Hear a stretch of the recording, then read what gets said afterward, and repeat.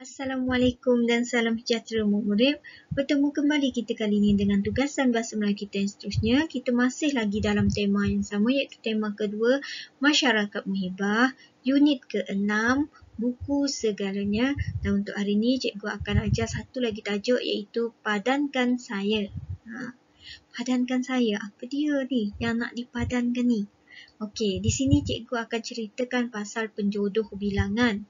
Cikgu akan terangkan dulu pada murid-murid nanti apa yang dikatakan sebagai penjodoh bilangan, bagaimana penggunaan penjodoh bilangan ni dan penggunaannya dalam ayat dan bagaimana untuk kita kenal pasti penjodoh bilangan. Okey? Okey, jom kita lihat slide seterusnya untuk kita lihat kisah padankan saya. Okey, jom kita lihat. Okey, sebelum cikgu teruskan dengan kisah padankan saya, cikgu akan terangkan dulu apa dia penjodoh bilangan, apa contoh penjodoh bilangan dan bagaimana penggunaannya dalam ayat.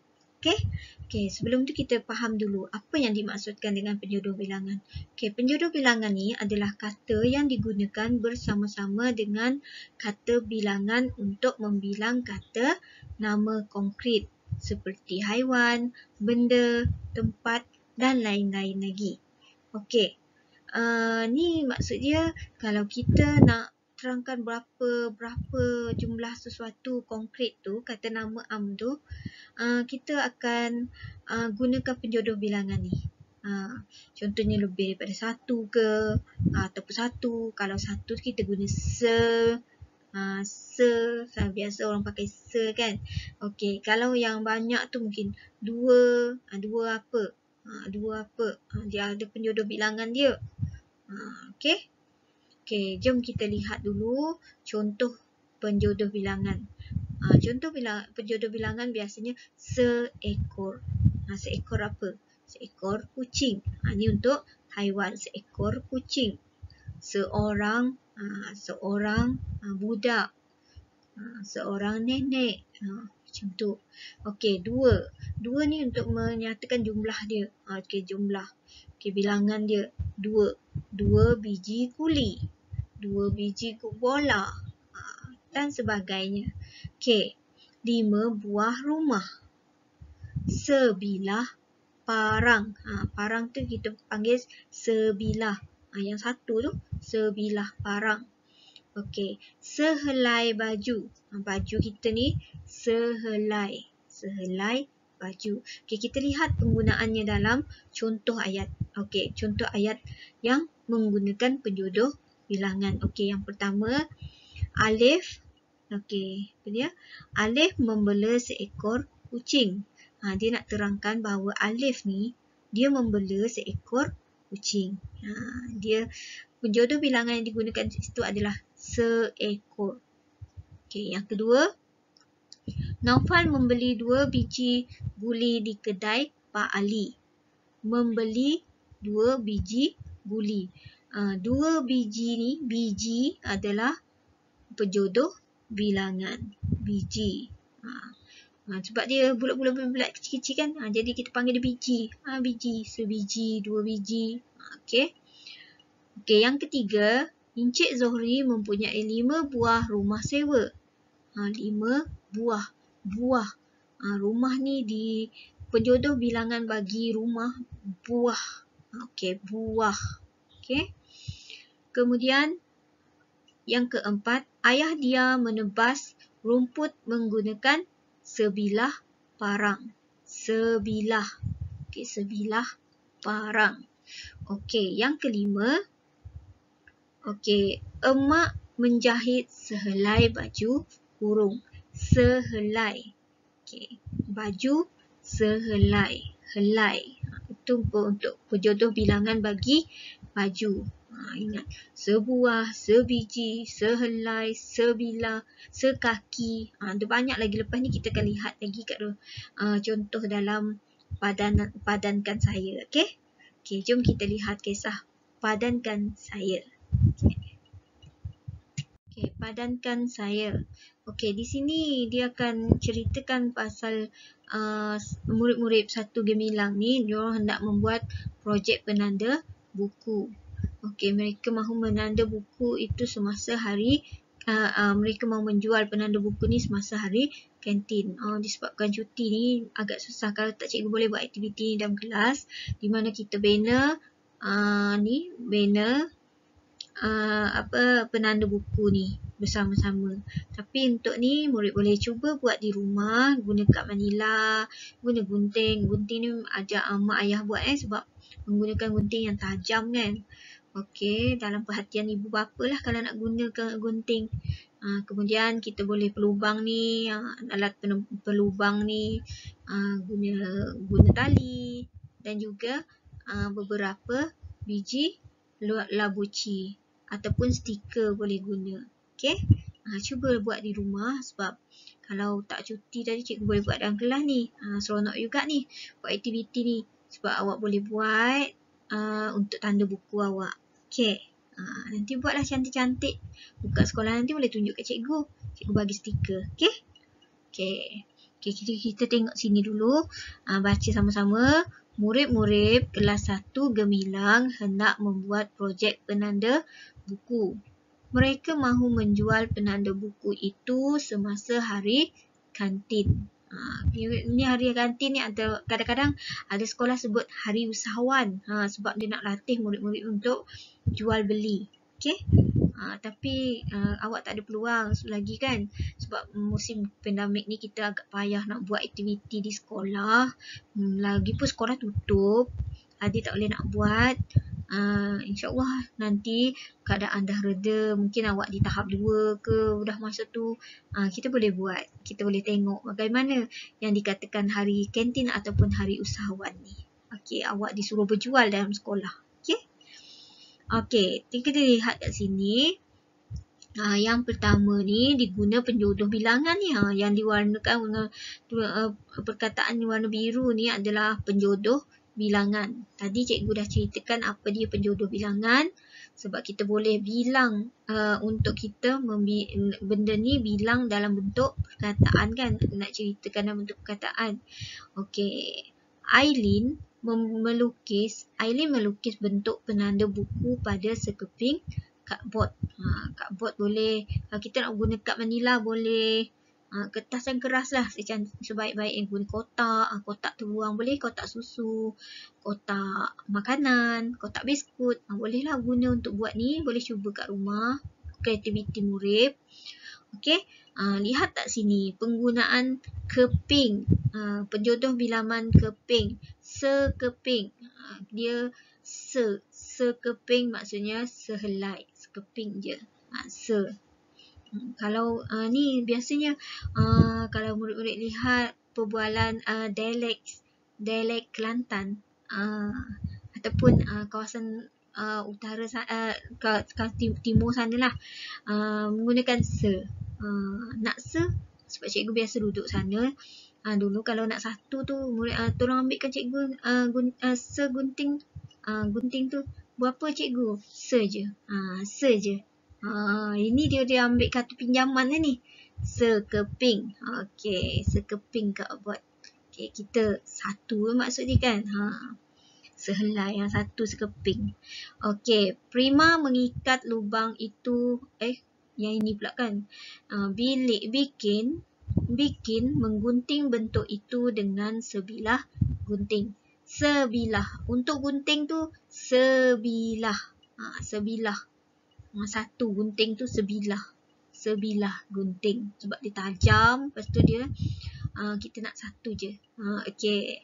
Kemudian Rina menebuk lubang yang digunting. Okey, yang digunting dengan sebuah penebuk lubang. Okey, dia tepuk lubang daripada bahagian atas penanda buku ni untuk letak tali kan. Sebuah ni penanda penebuk lubang ni kita panggil sebuah penebuk lubang. Penjodoh bilangan untuk dia sebuah. Okey. Prima mengikat lubang itu dengan beberapa helai benang bulu. Ni benang bulu boleh, tali boleh, tali. Kalau orang kata tali bulu kambing, yang warna coklat-coklat tu kan, boleh guna tali, apa-apa tali pun, tali rapia boleh guna. Ikut kreativiti mana yang ada di rumah boleh digunakan. Okay, helai, sehelai, beberapa helai. Maksudnya dia tak nak putus, jadi dia letaklah beberapa helai untuk dijadikan tali dekat atas ni. Okay. Kemudian mereka menghias penanda buku itu dengan beberapa biji labuci. Labuci ni penjodoh bilangan dia biji. Biji sebab dia kecil-kecil jadi biji. Okey, kemudian di sini murid lihat tak perkataan ditulis dengan warna ni? Ni untuk melambangkan untuk menerangkan tentang satu-satu penjodoh bilangan ni. Ni sekeping cardboard. Maksudnya satu cardboard tu. Sekeping. Satu tu sekeping. Okey, yang ni dalam botol ni ada beberapa biji labuci. Banyak kan? Dia letak beberapa biji labuci. Okey. Di sini pula benang ni beberapa helai benang bulu. Dia ni pakai benang bulu, tahu benang bulu yang warna-warni tu. Ada warna merah, ada biru, kuning, berbulu-bulu sikit rupanya kan. Benang bulu. Benang bulu kambing boleh guna juga. Tahu benang kambing? Warna coklat tu yang selalu ada dekat kedai eko tu kan. Apa-apa benang pun yang dia ada dekat rumah. Tali rapia boleh guna. Apa-apa je. Okey, kemudian sebilah gunting. Ni guna gunting tajam bagi peringkat murid-murid kena dengan pemantauan. Jadi kalau buat di rumah tu dengan pemantauan ibu dan ayah sebab berbahaya nanti luka tangan ke apa ke, payah juga kan sebab tajam kan. Okey, kemudian sebuah penebuk lubang. Ni timbang ni dipanggil sebuah. Penjodoh bilangan untuk dia adalah sebuah. Okey. Dah ni adalah kita dah kenal pasti dah apa dia penjodoh bilangan. Cikgu harap murid faham penggunaan dia. Untuk lebih faham kita akan buat latihan sebab nak bagi murid lebih faham. Okey. Jom kita lihat latihan.